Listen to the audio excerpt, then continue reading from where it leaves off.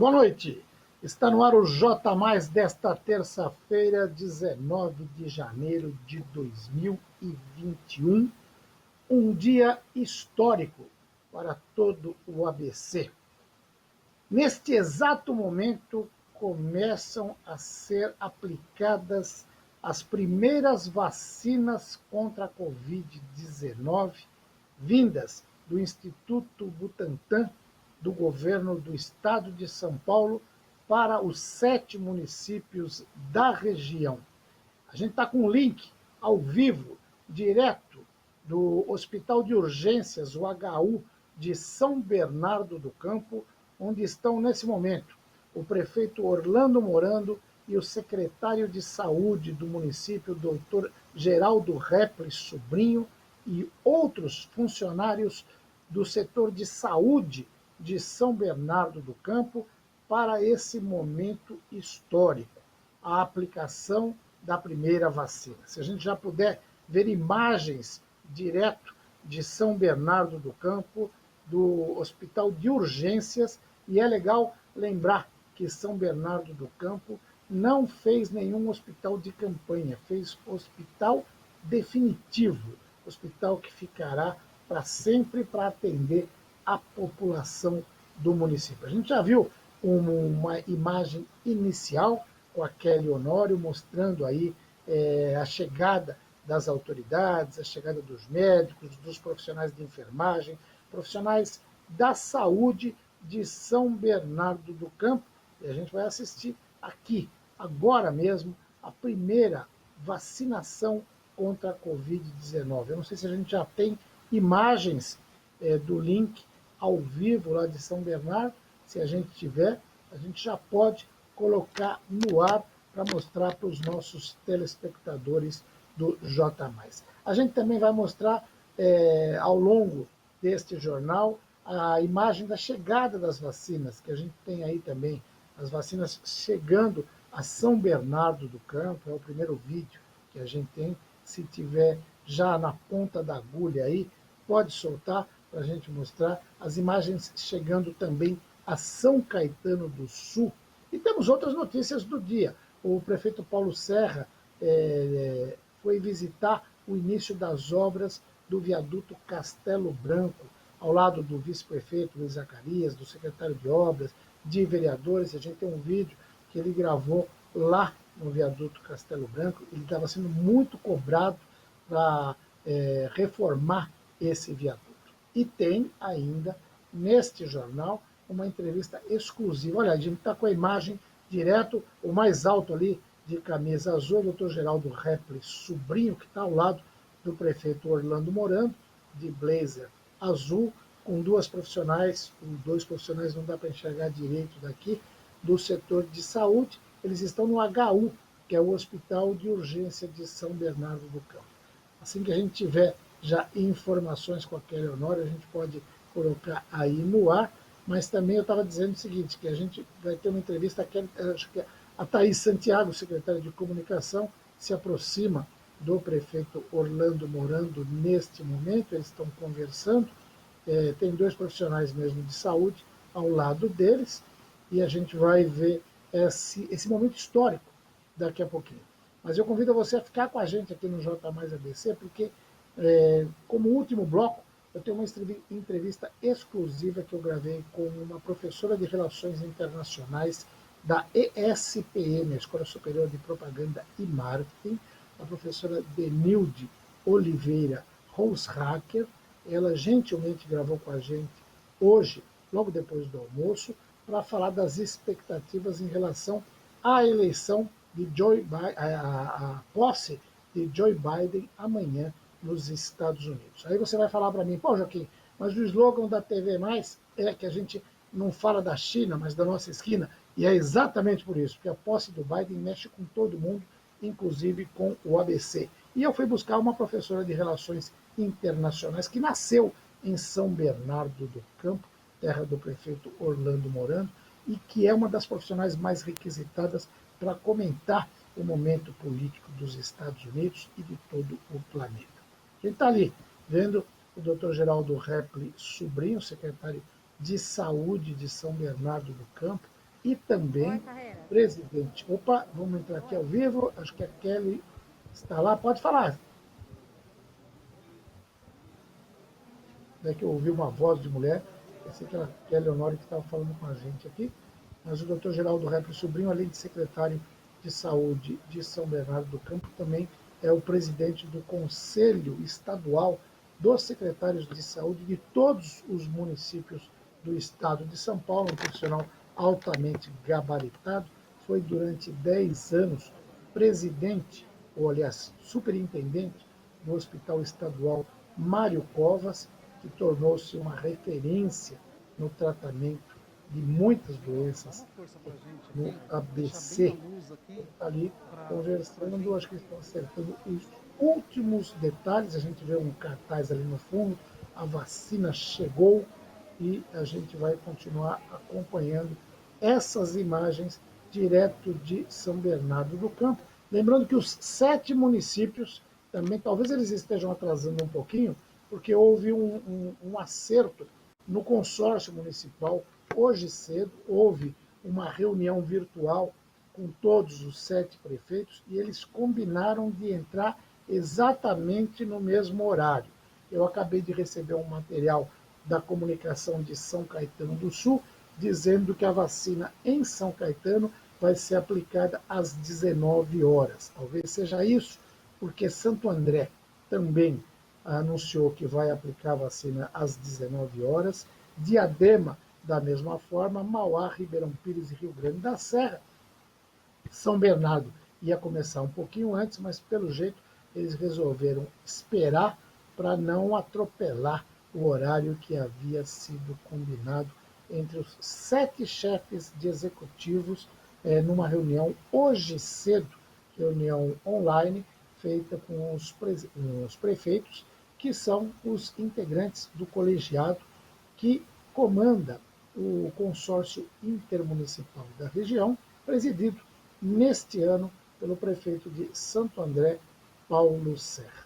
Estou vendo toda essa movimentação ali, a preparação, lógico, tem todo um ritual que precisa ser observado antes de se aplicar essa vacina e também, pelo jeito, a conversa é exatamente isso, nesse sentido.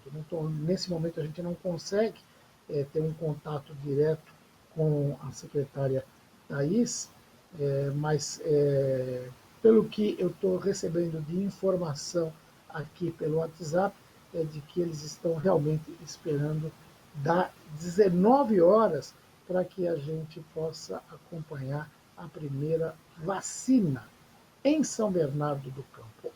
Ao mesmo tempo, né, paralelamente, a gente vai ter vacinação em Santo André, em São Caetano, em Diadema, em Mauá, em Ribeirão Pires e Rio Grande da Serra. São cerca de 39 mil doses que vieram para a região. Isso é muito importante lembrar. A gente está vendo muitas pessoas agitadas. Pô, mas veio só isso de vacina, isso não dá para nada. Primeiramente, vão ser vacinados os profissionais de saúde, aqueles que estão na linha de frente, atendendo as pessoas que são contaminadas pela Covid-19, pelo vírus que tanto problema tem trazido para a humanidade nesse praticamente um ano de sofrimento que a gente vem vivendo. Obviamente, isso foi falado, eu vejo até vários profissionais de comunicação cobrarem, pô, mas só isso de vacina, isso foi adiantado, foi falado o tempo todo que a gente não teria logo de cara a vacina para todo mundo, que teria que escolher alguns grupos prioritários. Comece com o pessoal da saúde, porque também, se você não vacinar, quem está ali na linha de frente, trabalhando, esses verdadeiros heróis que várias vezes foram aplaudidos pela população durante a pandemia, se você não vacinar e não garantir a saúde desses profissionais, você não vai ter gente para atender todo mundo. E como as pessoas insistem em não respeitar o isolamento social, a maioria das pessoas insistem em sair, achar que tem direito de ir para a praia, tem direito de ir para viagem, tem direito de ficar postando foto em rede social, Olha, agora sim parece que o problema vai continuar e está aumentando a cada dia. O prefeito Orlando Morando já se posiciona ali, ao lado do secretário de Saúde, Dr. Geraldo Repre Sobrinho, de camisa azul, o mais alto, de máscara branca, o prefeito de blazer azul e máscara escura. Eles devem começar a falar. O prefeito olha no relógio a todo momento, ele quer começar a vacinação o mais urgente possível. Parece que ele está gravando, deve estar gravando para a rede social dele. O prefeito Orlando Morando faz muito uso das redes sociais. A gente vai acompanhar aqui para ver se ele já está transmitindo pela rede dele. Deixa eu entrar aqui no Facebook do prefeito Orlando Morando e ver o que está acontecendo. Ele deve estar falando alguma coisa, com certeza. Quer dizer, o que ele está falando, a gente está vendo o que ele está falando. Mas E agora, há poucos minutos, chegou aqui em São Bernardo do Campo uma cota de 11.840 doses. E por que nós estamos aqui no hospital de urgência? Este é um hospital linha de frente. 100% dos pacientes atendidos aqui no hospital de urgência, desde a inauguração, foram vítimas do Covid. Então, não apenas para homenagear todos esses profissionais, todos eles, médicos, enfermeiros, auxiliares, na limpeza, da segurança, da alimentação, nós estaremos iniciando, daqui a pouco, as primeiras doses serão aplicadas nestes profissionais que atuaram na linha de frente, nas UPAs, nos nossos hospitais, aqui no Hospital de Urgência, no Hospital Anchieta e também no Hospital da Mulher, lá no Rude Ramos, que são os hospitais que estão atendendo todas as vítimas. Neste momento, em São Bernardo. Tudo bem, a gente volta aqui, parece que deu uma travada no link, mas se vocês estavam ouvindo, se o pessoal que está na operação aí, a gente está aí falando ao vivo, eu vou manter o som, tá ok, do prefeito Orlando Morando, enquanto o nosso link não volta. Hoje chega a vacina como uma esperança, porém não dá para trazer nenhuma comemoração. A comemoração é a da vacina. E eu quero agradecer, primeiramente, aos cientistas, à equipe do Instituto Butantan. Estive lá na última quinta-feira, fomos atendidos pelo Dr. Dimas Covas. Eu quero dar aqui inicialmente as minhas homenagens a estes tempo recorde, conseguir viabilizar uma vacina para salvar a nossa população.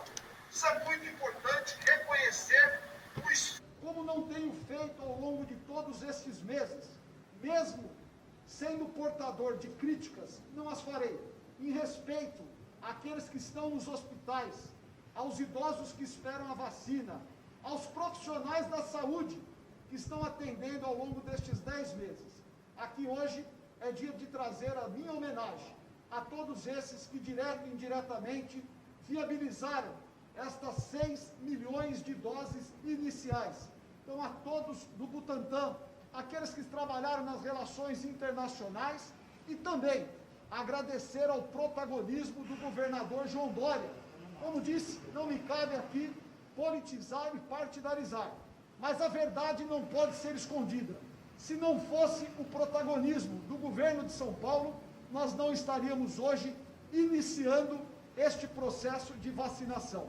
Então, Geraldo, até para que a população tenha clareza, tem muita esperança, tem muita expectativa, tem muita ansiedade. Eu mesmo, agora, após postar que a vacina havia chego aqui na nossa cidade, amigos e amigas já começaram a mandar o zap: olha, eu sou fisioterapeuta, eu vou ser vacinado. É muito importante a informação correta de quem vai ser iniciada a vacinação dessas 11.840 doses. Lembrando que nós temos uma população que hoje chega perto de 850 mil habitantes. Então, primeiro, ter a clareza de que neste momento não tem a vacina disponível para todos. Então, é importante, aqui, como sempre fizemos, o que vai prevalecer é a verdade e a transparência. Quem são os profissionais, linha de frente, que estarão sendo aplicadas as vacinas, essas primeiras doses?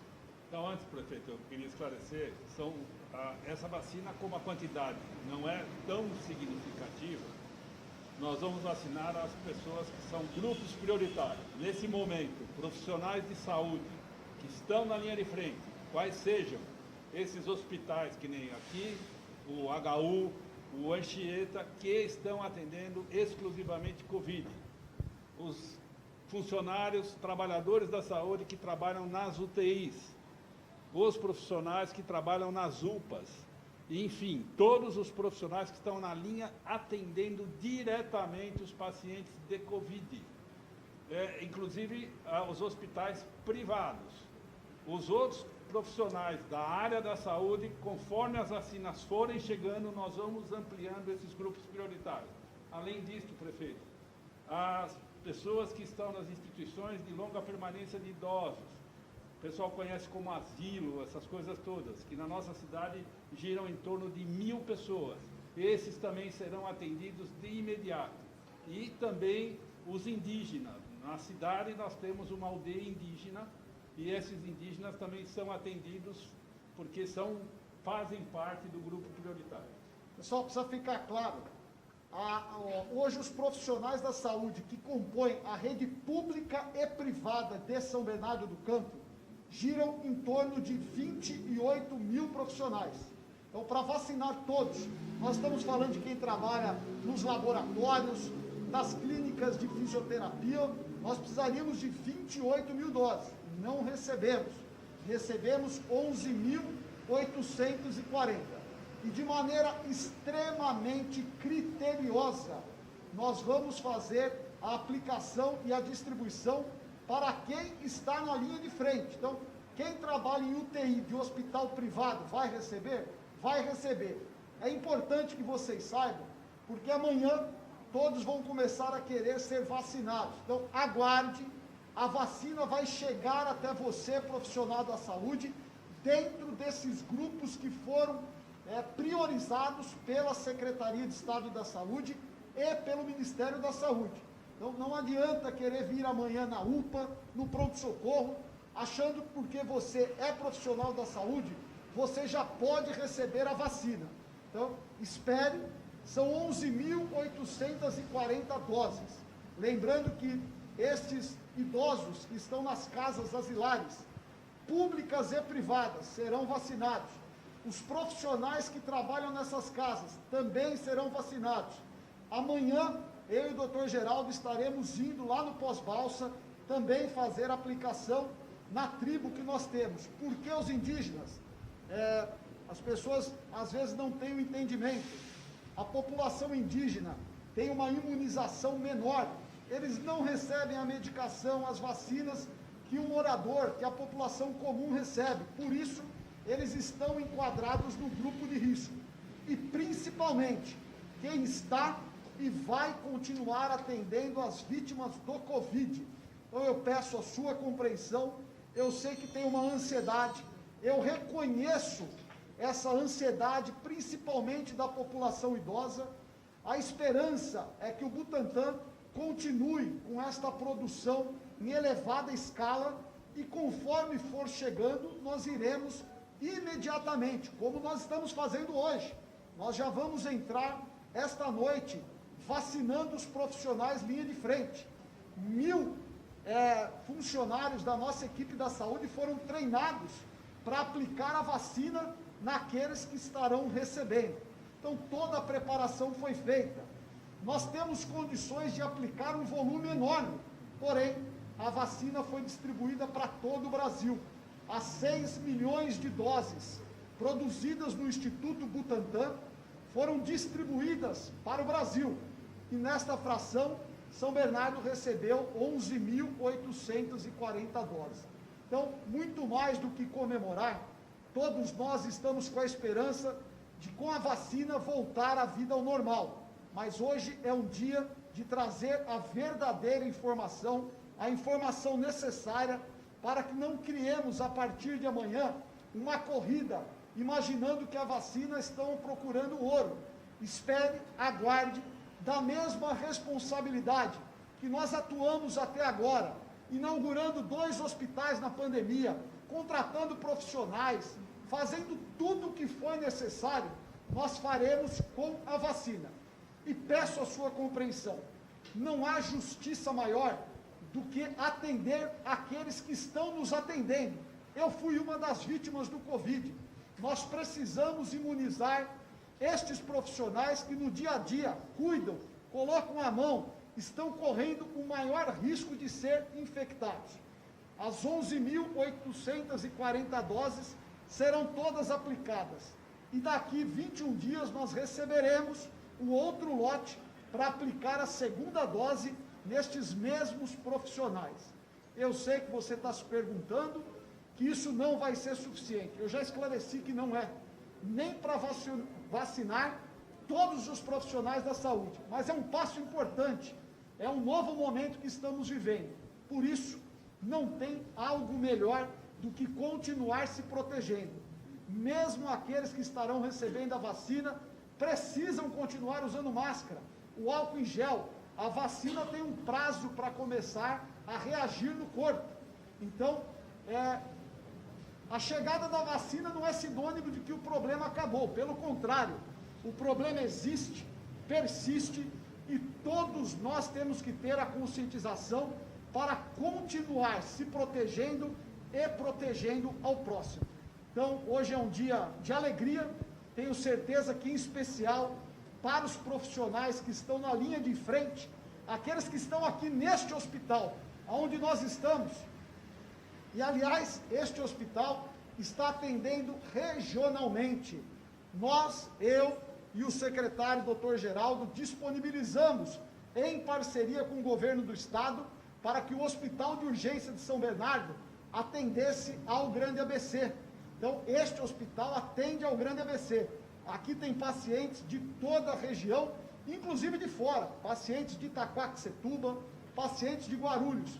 Em meio de uma pandemia, a solidariedade, o apoio ao próximo é extremamente necessário. E nós temos ainda o Hospital Anchieta, o Hospital de Clínicas e o Pronto-Socorro Central, também atendendo as vítimas do Covid. O número de hoje é de 71% de ocupação das nossas UTIs, 151 UTIs destinadas ao Covid aqui em São Bernardo do Campo.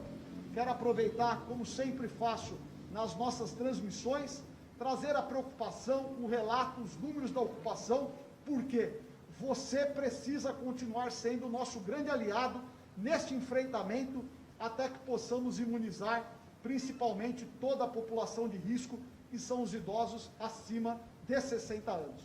Então eu queria trazer essas informações, aproveitar aqui, agradecer em nome daqueles que estão nos acompanhando, os milhares, que são quase 10.000 profissionais da saúde que atuam na rede pública de São Bernardo do Campo. Sem nenhuma demagogia, vocês são verdadeiros heróis que estão ajudando a salvar a população de São Bernardo, do Grande ABC e do Brasil. E eu quero aqui render as minhas homenagens a cada um de vocês.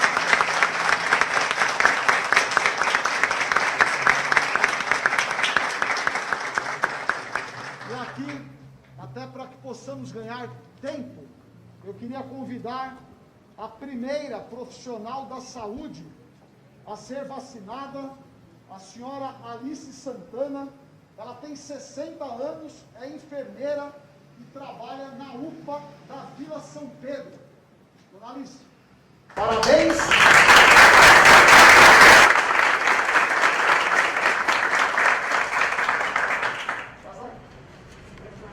Põe a cadeira aqui. Eu não aplico porque eu não sou profissional da saúde, mas, olha, se a senhora quiser, o secretário é médico, pode aplicar na senhora. Não está pesado. Está pesado. Está com emoção, hoje não vai. Olha, pessoal, Dona Alice foi escolhida porque ela tem 60 anos e a linha de frente atua na UPA que mais recebe, uma das que mais recebe pacientes na nossa cidade, que é a Vila São Pedro. E além disso, ela tem a mãe com quantos anos? 89 anos. Então, além de ela estar protegida após a vacina, 10 dias, né, Geraldo, para começar a imunização. Olha, se essa mulher não é digna de ser homenageada, ter as nossas homenagens rendidas, porque além de ela ter 60 anos, ela durante todos esses meses ainda tinha que enfrentar o risco de poder levar o vírus para a mãe que tem 89 anos. Além da vacina, eu peço que Deus continue te dando essa disposição, essa energia para continuar cuidando das pessoas, que é fundamental.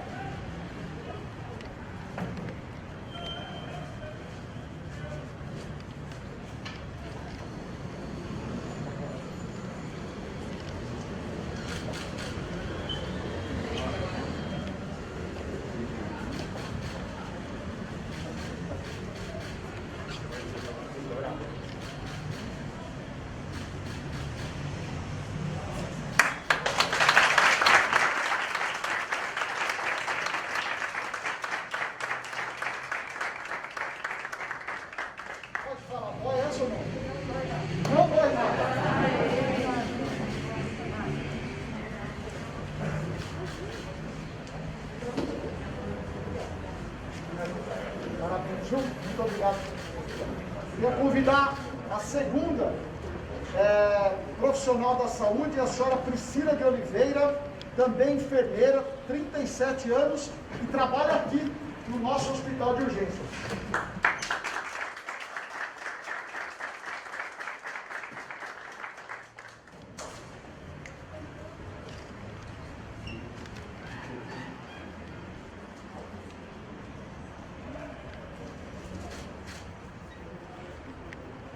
Fadel, por favor. Dr. Fadel é o diretor do nosso hospital de urgência e também do pronto-socorro, junto com a equipe que nos tem ajudado a mim, não, ajudado a cidade durante todos esses meses. Obrigado, Dr. Fadel.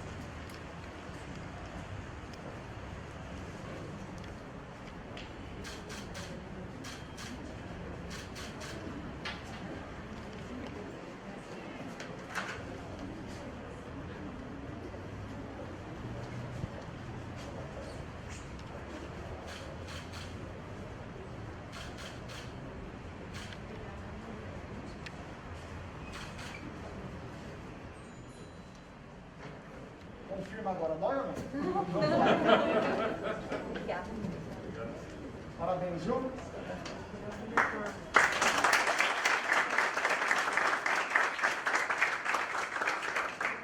Camila Ortiz, 42 anos, você é fisioterapeuta. Colega de profissão da minha esposa. Agora não matou, né? E me falaram que você foi uma das primeiras a atender as vítimas do Covid. Atendeu a primeira paciente. Atendeu o primeiro paciente. Tem alguém com comorbidade em casa? Não, tenho criança só, mas ninguém de início, do grupo de início. A vacina é sinônimo de uma nova esperança? De esperança, com certeza. Parabéns pelo seu trabalho e tem todo o apoio, viu? Muito obrigada. Onde você mora? Aqui em São Bernardo, próximo ao hospital. Próximo.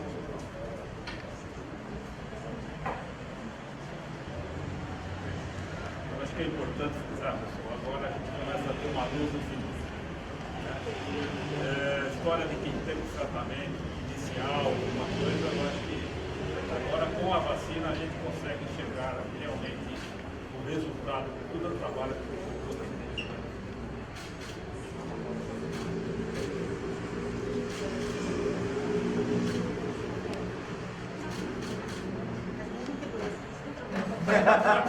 Parabéns, viu? Obrigada.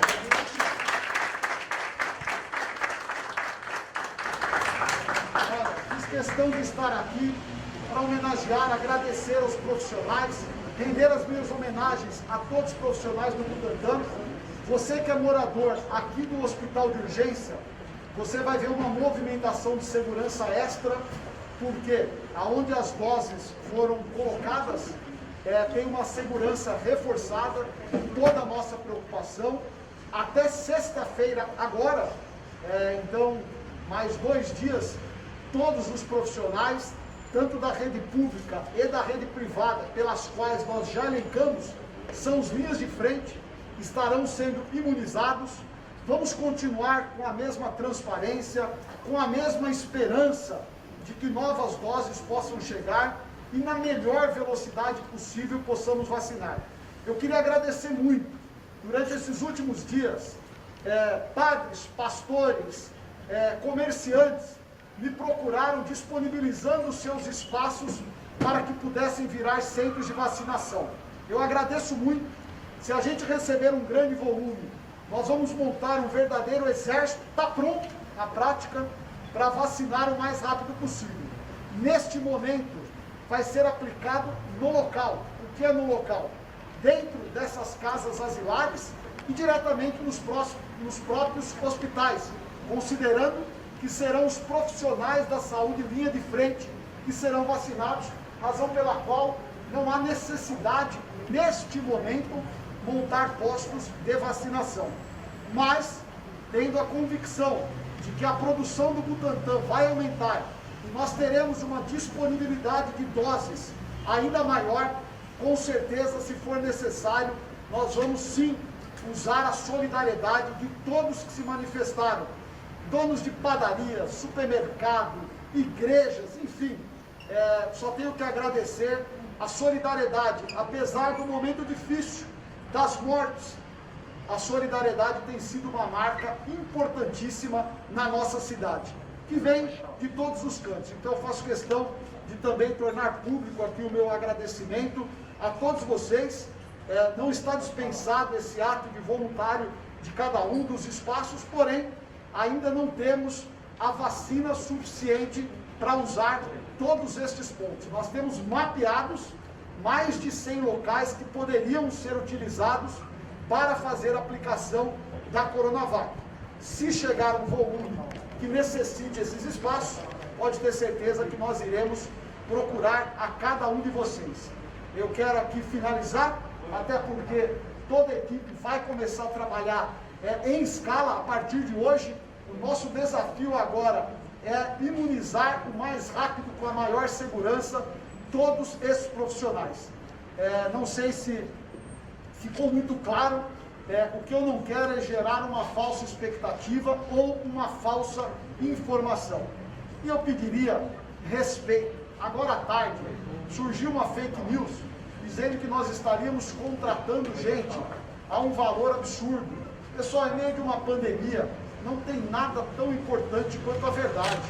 Não use a dor das pessoas criando fake news, não há necessidade. Já tem uma guerra política desnecessária. Você, cidadão de bem, não faça isso e não alimente essas falsas notícias. Doutor Geraldo, queria que você complementasse.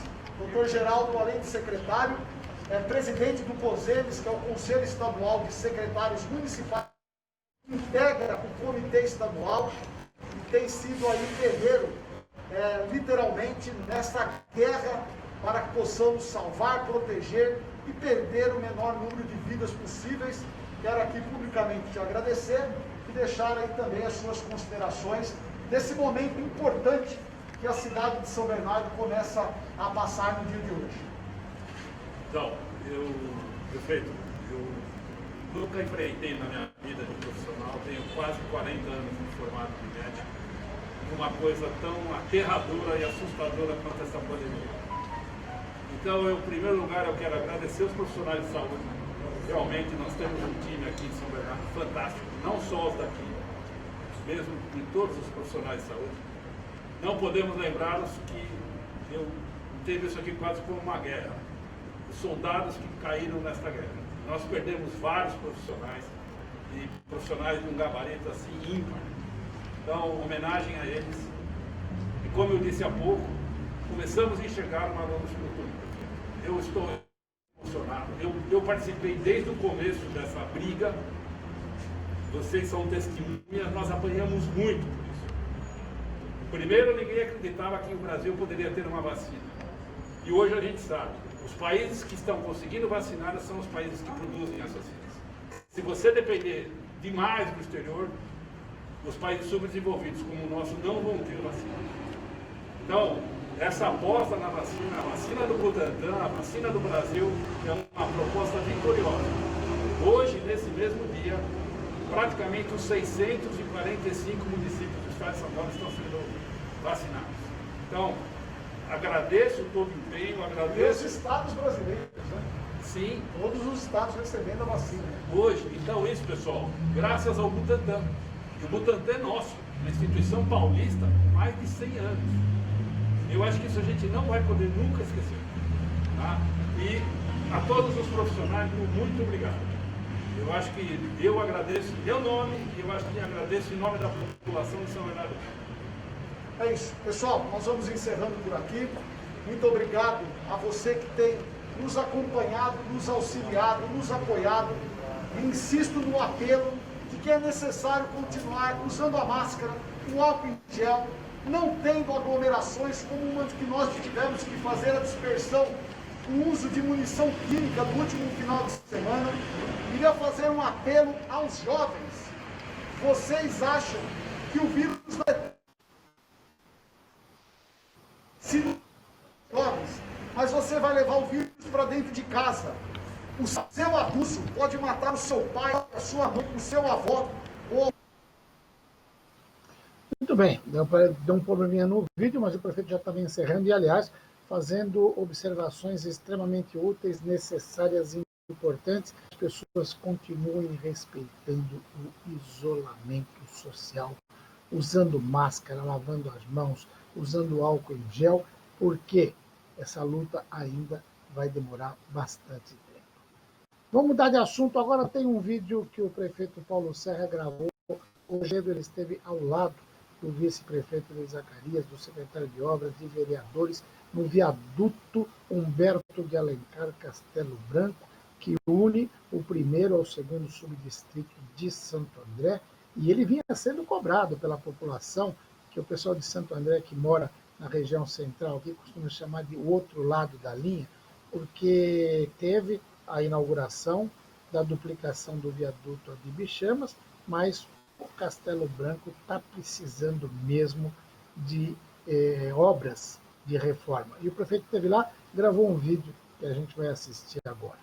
Estamos hoje aqui, terça-feira, estamos aqui no viaduto Castelo Branco, acompanhado dos vereadores Vavá, doutora Ana Lúcia, nosso secretário de Obras, Vitor Mazek, nosso vice Luiz Zacarias, nossa equipe.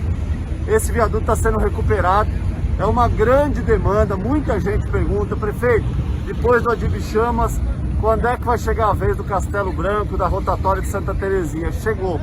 Nós já fizemos um reforço estrutural, vamos fazer agora um asfalto, uma melhoria do viaduto, para ele ficar transitável, para ele ficar melhor.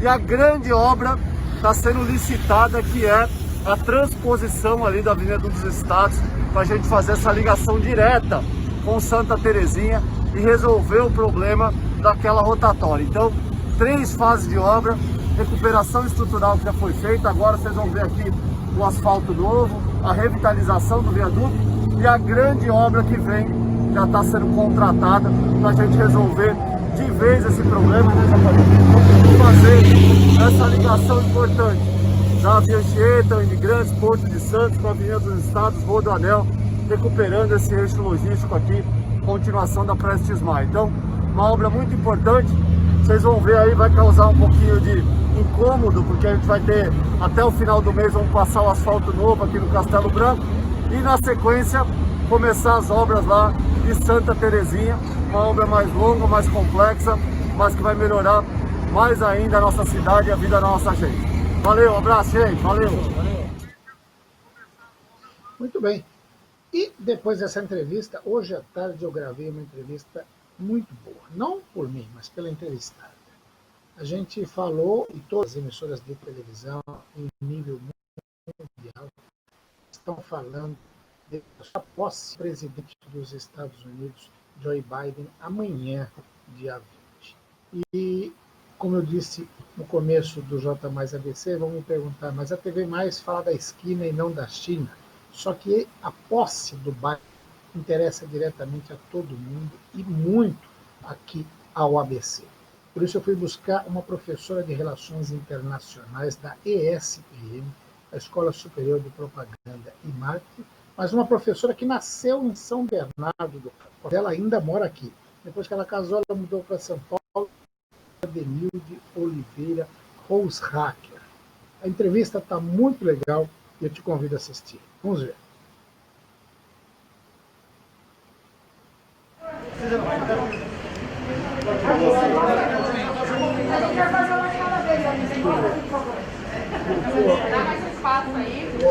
Os secretários voltaram a transmitir ao vivo de lá. Lógico, o assunto é importantíssimo.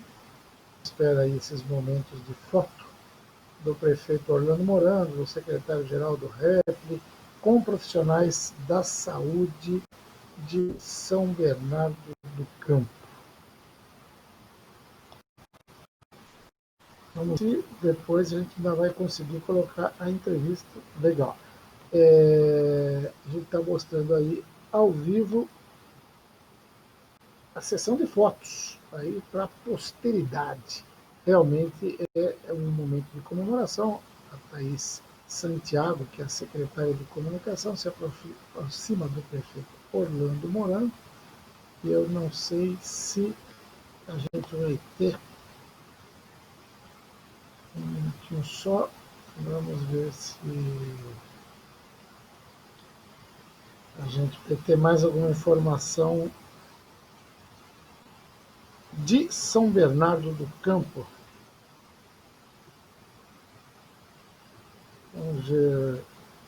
Parece que o prefeito Orlando Morando vai falar com a gente, é isso? Eu não estou sem o retorno aqui, direto lá de São Bernardo. Então, ele está lá ainda fazendo fotos com o pessoal da saúde, com o secretário-geral do REP, Sobrinho, e ele deve conversar ao vivo com a Kelly. Vamos ver agora, nesse momento.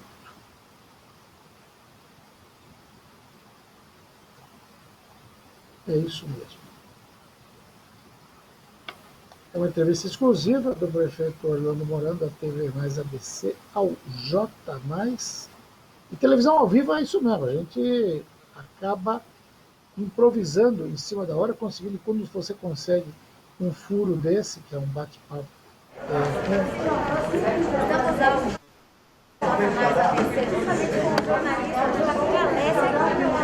O prefeito de São Bernardo do Campo, Orlando Morando. Me fala uma coisa, um momento muito esperado, e qual que é a emoção para esse momento aqui para você? Olha, primeiro uma boa noite a todos que nos acompanham pelo J+, um abraço ao Joaquim Alessio. Nós estamos aqui no nosso hospital de urgência, que é o maior hospital de tratamento das vítimas do Covid do Grande ABC e de São Paulo. Aqui nós temos 250 leitos, 170 de enfermaria, 80 de UTI, e tem sido um grande hospital gigante no atendimento às vítimas do Covid, de São Bernardo e de todo o Grande ABC. Nós demos, há poucos minutos, um passo importante. A vacina chegou aqui em São Bernardo por volta de 18 horas. Já estávamos preparados, como estamos, para iniciar a imunização dos profissionais linha de frente, que é o que determina a Secretaria de Estado da Saúde e o Ministério. Os profissionais linha de frente são os que atuam hoje no tratamento às vítimas do Covid, como são os profissionais deste hospital. Nós recebemos 11.840 doses, que serão distribuídas aos profissionais da rede pública e da rede privada, bem como os idosos que estão nas casas asilares, nas LPIs, e também os profissionais que atuam nessas residências. E também uma tribo indígena que nós temos em São Bernardo, como também é determinado pelo Ministério e pela Secretaria. É um passo importante. Nós reconhecemos que o volume ainda não é o suficiente para trazer a tranquilidade para a população, em especial os idosos, mas é um passo importante que se inicia graças ao governo de São Paulo e o Instituto Butantan. Precisa ficar bem claro que se não fosse o Instituto Butantan, nós não teríamos vacina.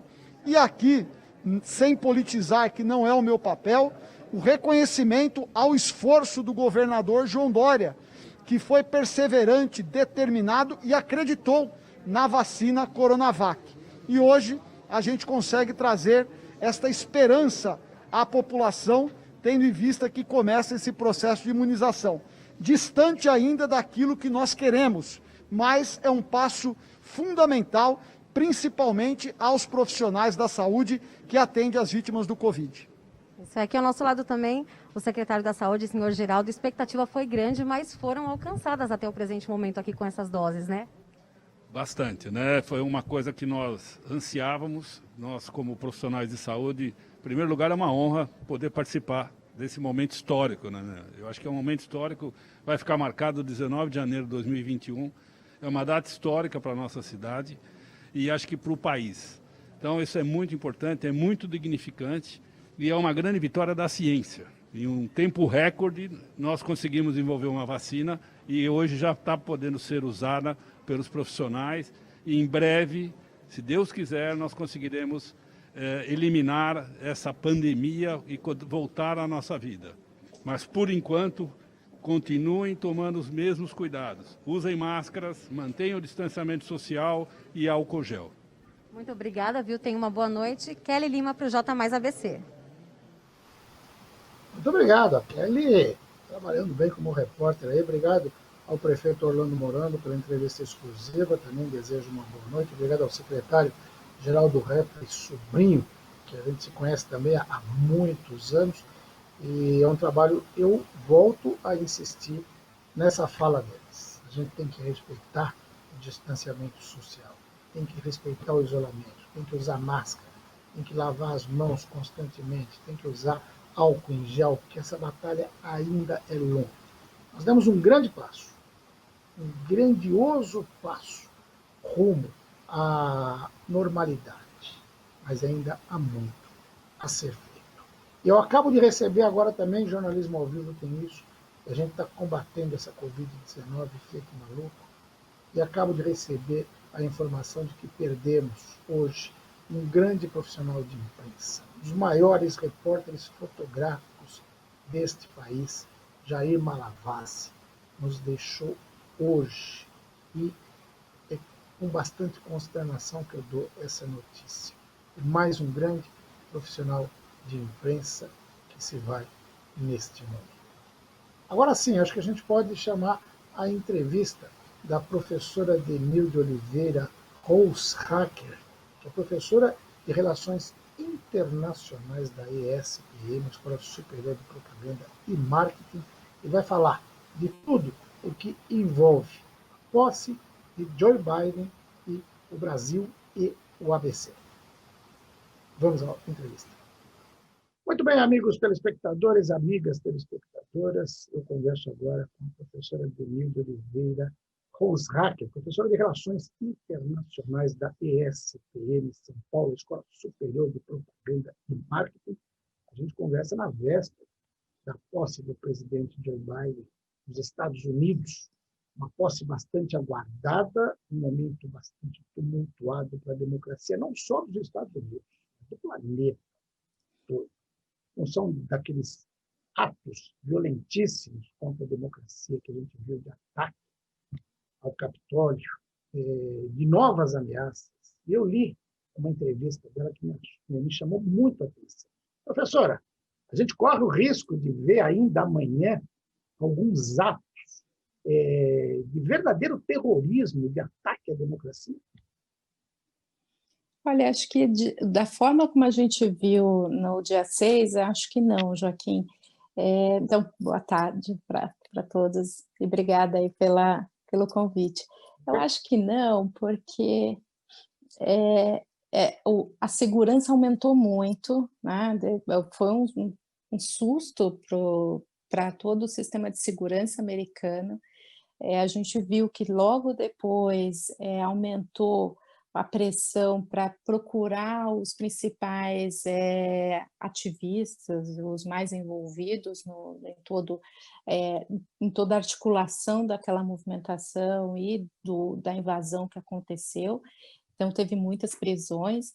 E no domingo, mas ainda é muito tenso, porque domingo foram 2 pessoas foram presas porque estavam armadas e próximas ao Capitólio novamente.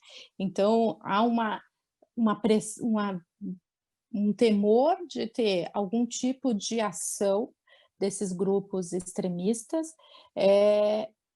mas também, por outro lado, você tem uma segurança muito maior do que a gente viu no dia 6. Então ainda há um grau de incerteza. O grande temor não é nem só o que vai acontecer amanhã, é como esses grupos vão permanecer ativos durante a presidência do Biden, né? Porque é resultado de uma lógica aí de anos de incentivo à violência, de incitação desses grupos contra os grupos opositores. Então há um grande temor de aí sim de como que isso vai ser gerido pela nova gestão e o que pode acontecer com esses grupos ainda se movimentando e armados, né? Esse é o grande problema. Sem dúvida nenhuma. E nessa entrevista tua, que eu tive a honra de publicar, inclusive no nosso portal de notícias aqui, o ABCD Real, vou te chamar de você, se me permite, né? Senão eu vou ficar bravo. Claro, não, por favor. Daí você cita o discurso do Biden, quando ele fala, entre aspas, em curar essa polarização, né, que a gente vê não só nos Estados Unidos, mas vê aqui no Brasil também, vê em outros lugares do planeta. Eu pergunto, com o teu conhecimento de relações internacionais, essa polarização tem cura? Vai ser difícil. Tá? Ela não vai ser um processo fácil. Os Estados Unidos vive um processo de polarização e radicalismo muito forte. A gente sempre pergunta, mas são dois partidos, eles já são divididos naturalmente. Mas ao longo da história americana, eles sempre tiveram pontos de concordância. Você tem um moderado de um lado, os moderados do outro, e você tinha um ponto de concordância. Nos últimos anos, e a presidência do Trump, ela acirrou esse processo, se foi tendo cada vez mais de distanciamento e a ponto das pessoas não se falarem, de grupos de romper, não é só na arena política, mas em toda a sociedade. E se a gente olha todas as pesquisas, elas sempre mostram, de um lado estão os democratas, de outro lado estão os republicanos, e são opostos de fato. Então, ele vai ter muita dificuldade em fazer esse processo, ele precisa construir uma unidade que não vai ser fácil. Ele começa um governo que ele tem maioria na Câmara dos Deputados, vai ter maioria no Senado, mas é uma maioria frágil, porque ela vai depender do voto de Minerva da vice-presidente. Então, ainda vai ser muito complexo esse processo de construção de unidade e chegar a capacidade de curar a todas essas feridas que foram sendo abertas. Qual que é a vantagem que eu vejo com relação ao Biden? O Biden tem uma experiência legislativa muito grande. Passou pelo Senado, né, num longo período como senador, foi vice-presidente, então ele não é um presidente que chega despreparado para o processo. Ele sabe como que funciona os jogos políticos em Washington e conhece muito as táticas dos republicanos. E sempre foi conhecido por ser um político capaz de criar pontes. Então, essa vai ser a vantagem que ele tem, de construir esse processo, conhecendo por dentro as engrenagens aí do poder em Washington. Legal. Enquanto você estava falando, eu estava lembrando, e a gente vê tanta bobagem nas redes sociais, em grupos de WhatsApp, gente disseminando cada... Ontem eu li alguma coisa de alguém, um grupo de empresários importantes aqui do ABC, um deles escreveu o seguinte: esse Biden é comunista, ele é de esquerda.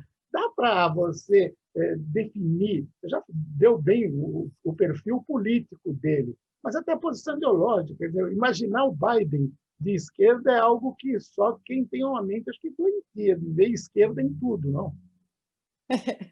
Eu acho que tem um erro aqui também, que é muito comum quando a gente analisa os Estados Unidos pela ótica brasileira, né. Sim. Então, o que os americanos chamam de esquerda, para nós, ela estaria aí no centro, no Brasil. Então aí tem sempre essa confusão mesmo de que: "Ah, olha, ele é de esquerda", se eu olho para os Estados Unidos. Mas o Biden nem nos Estados Unidos é considerado um político de esquerda, ele é um político de centro, tem uma posição moderada dentro do Partido Democrata, ganhou a o direito de ser candidato nas primárias, exatamente porque era um moderado, e aí os outros candidatos, aí sim, eram candidatos mais à esquerda dentro do partido, tinham que se posicionavam, mas ele tem que fazer um governo que vai ter que ser de diálogo, né? Então ele vai ter que dialogar com grupos dentro do partido mais progressistas e mais à esquerda, e com os grupos mais moderados dentro do partido. Então esse jogo entre essas duas alas dentro dos democratas vai ser parte da tentativa que ele vai ter de equilíbrio aí entre as forças. E do outro lado, ele precisa atrair os republicanos moderados, mas que são conservadores, mas que não são democratas. Né? Então, para isolar os grupos que são mais trumpistas, que estão ligados ao Trump, ou que são ainda mais tradicionais em termos de conservadorismo. Então, por isso que essa dificuldade de entender qual que vai ser a posição ideológica do Biden. Ele vai estar no meio dessas forças, e aí o papel dele vai ser de buscar coordenar esses diferentes grupos ideológicos. E aí, voltando à sua pergunta, por que o setor empresarial acha que ele é o de esquerda? Porque ele tem uma posição que a gente diria na Europa mais social-democrata. Então, ele tem feito algumas posições políticas e vai adotar no governo dele uma visão de que o Estado tem que, neste momento de crise, tem que ter um papel fundamental para a recuperação econômica americana. E por isso ele tem sido comparado, inclusive, com Roosevelt, que fez o New Deal, né? Aquele que fez aquele grande programa de reconstrução pós a depressão americana, exatamente porque ele entende esse papel do Estado nesse momento. Então, vai ser um governo que vai buscar aumentar impostos, coisa que o Trump era contrário, e fez políticas de diminuição de impostos. Ele tem uma posição de aumentar o salário mínimo nos Estados Unidos. Então, essas posições que fazem com que alguns falem, bom, ele é de esquerda. Neste caso, ele está sendo um pragmático. Ele olha para os Estados Unidos nesse momento de crise e diz, eu preciso ser um líder que seja capaz de retirar o país dessa crise. E, para isso, tem que ter um papel fundamental enquanto líder, e o Estado vai ter que fazer ações. Então, há uma expectativa de que nos primeiros 100 dias tenha aí um papel muito forte de políticas com uma capacidade maior de intervenção na economia, sim. E é uma visão que ele tem defendido. E a gente viu, lógico, durante toda a campanha, aqui no Brasil, o presidente Bolsonaro sempre se disse, né, amigo do Trump, e divulgando. E mesmo depois de terminadas as eleições, os grupos continuaram dizendo, não acabou a eleição, está errado, ele foi roubado, foi o último a reconhecer a vitória do Biden. O que a gente pode esperar na relação bilateral Brasil-Estados Unidos em função disso? Esse comportamento que houve durante toda a campanha eleitoral e depois ainda, pode ter reflexos negativos para a nossa política externa, para a nossa economia? Eu acho que para a política externa sim. O Biden já escolheu assessores em posições chaves que têm feito críticas ao governo brasileiro, faz críticas à nossa gestão da questão da Amazônia, Então, é mais um país que vai pressionar o Brasil na questão da Amazônia e na questão de direitos humanos. Então, essa é uma agenda que vai estar presente. Só que o comércio bilateral entre os dois países é muito grande. Então, e o Biden é um pragmático, tá? Ele vai olhar de um lado a questão política e diplomática e de outro lado a questão econômica. Agora, o que a gente não vai ter é avanço na agenda, né? O que o governo brasileiro esperava, que não conseguiu no governo Trump, que era avançar na área de comércio. A gente conseguiu um acordo de facilitação de regras, mas não conseguiu um acordo comercial, que era o desejo do Brasil. Então, não conseguiu no governo Trump e dificilmente vai conseguir no governo Biden. Agora, a relação vai ser uma relação difícil, uma relação de distanciamento, provavelmente vai ter ações, o Biden, de pressão sobre o Brasil e sobre o governo Bolsonaro, e aí a gente vai ver qual vai ser a reação do governo brasileiro. Hoje, em termos de política externa, nós estamos bem isolados no mundo, né? Não só na relação com os Estados Unidos, mas na relação com a Europa, na relação com a China, na relação com os nossos vizinhos. Então, este quadro possivelmente vai se agravar com uma posição mais dura do governo americano. Agora, bom, a ponto de a gente perder a chance de adquirir vacinas que são tão necessárias hoje, né? Por bobagens, por atraso e por conceitos totalmente estranhos à ciência, falando em cura precoce, essa coisa toda. Quer dizer, essa bobagem toda, inclusive, já está nos atrasando, inclusive, o processo de combate à Covid-19.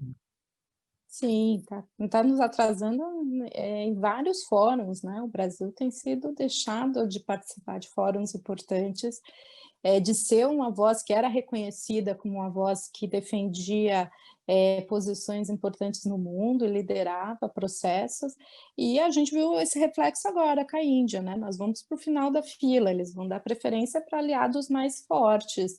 A mesma coisa a gente vê com a China, com a liberação. Você tem um governo que está falando mal do outro há meses e, de repente, precisa da ajuda, vai ter menos boa vontade. Então, esse é um reflexo de uma política externa completamente desajustada e fora da tradição brasileira em termos de política externa. Na nossa relação com os países, com os Estados Unidos, também não vai ser diferente, né? A gente tem agendas importantes que não vão avançar e provavelmente pode ser que a gente tenha aí complicadores. O grande temor na relação com o Biden é que nesse acirramento pessoal, e o governo brasileiro tomou decisões bastante complicadas ao apoiar o Trump e referendar as posições contra o sistema eleitoral americano, porque não é só, muita gente pensa, foi porque o governo brasileiro demorou para reconhecer e mandar congratulações. Não foi só isso, né? O governo brasileiro fez campanha dizendo que o Biden não era um candidato, não era um vencedor legítimo. E nas últimas semanas insistiu nesse erro. Então, isso vai ter reflexo, isso com certeza vai aparecer em algum momento na relação bilateral. Só para a gente concluir, eu tenho muito mais perguntas para fazer, mas infelizmente o tempo de televisão é implacável. Mas eu estava pensando assim, até que ponto a votação do impeachment, que agora vai para o Senado, mesmo depois de terminado o mandato do Trump, isso vai ter um significado importante, tanto na conjuntura interna dos Estados Unidos, quanto para a visão do mundo a respeito de democracia. E você acredita que esse processo vai chegar ao fim, ele vai ficar impedido de participar de novas eleições, vai ser banido da vida política? Boa pergunta. Essa é uma grande questão hoje, porque, como eu falei antes, esse é um problema para os democratas, né? Eles têm maioria no Senado, mas não o suficiente para criar uma situação de não dependência dos republicanos. Há uma pressão muito forte nos Estados Unidos para que, sim, o Trump seja condenado e seja impedido de ser reeleito, né? São dois momentos, né? Primeiro ele vai ser, se ele for condenado no julgamento do impeachment, ele depois avaliado se ele pode manter os direitos políticos. E é o interesse de muitos republicanos, que é tirar, né? Dizer assim, ó, vamos limpar essa situação. Então há uma expectativa de que sim, se vá até o final nesse processo, exatamente, e que seja rápido, porque essa é importante para o Biden. Quanto mais demorar, mais complicado fica para o próprio governo dele, porque as atenções ficam na discussão sobre o impeachment. Então, tem que ser um processo rápido. Agora, existem outros grupos, especialmente entre os conservadores, que acham que isso pode gerar ainda mais radicalismo no país. Então, que não seria nem bom para a própria democracia.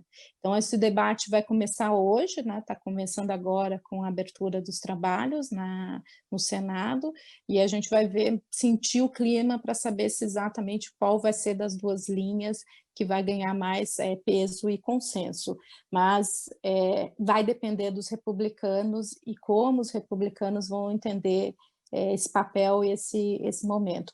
Para o resto do mundo, acho que só do Trump já ter sido indiciado no processo de impeachment já mostra que ele perdeu nesse processo e que enfraquece o discurso dele e dos aliados ao redor do mundo sobre a forma como eles entendem a política e todo o processo, né, de envolvimento na política. Então, acho que ele já sai muito enfraquecido, ele perde, os aliados perdem, a extrema-direita no mundo perde já ela perdeu no dia 6 e depois perdeu com o avanço do processo de impeachment.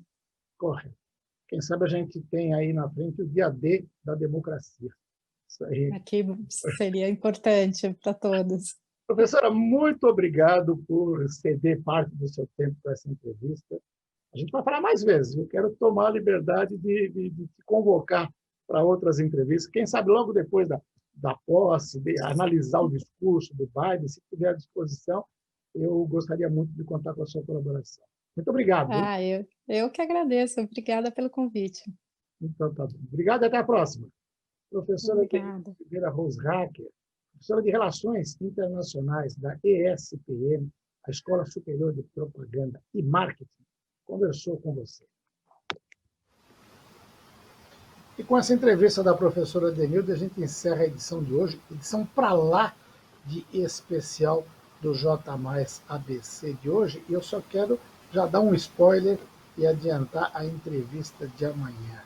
Porque, como a gente falou aí de polarização política, ontem nós noticiamos a saída do Zé Renato e do Lourenço Baeta do grupo Boca Livre. 42 anos na estrada, cantando músicas maravilhosas, né? E eles deixaram por questões políticas. Eu falei ontem à noite com o Zé Renato e a gente agendou para amanhã uma entrevista. Então você vai acompanhar aqui no J+ ABC de manhã esse papo com o Zé Renato e, parafraseando a música atual, eu falo, vem comigo, ouvir comigo essa entrevista. Então, amanhã a gente está aqui. Obrigado pela audiência de hoje e até amanhã às 18h30.